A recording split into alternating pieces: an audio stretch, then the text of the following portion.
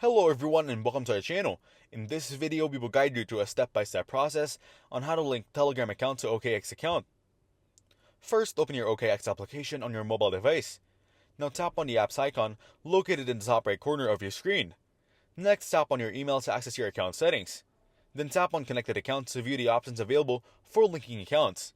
Here, find and tap on Telegram to initiate the linking process. Now tap on Continue to proceed. Next, enter your phone number in international format.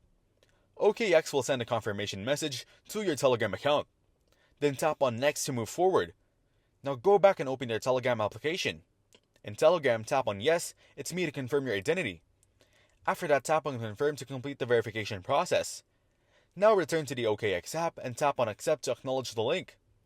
Finally, enter the code sent to your Telegram and then tap on Confirm.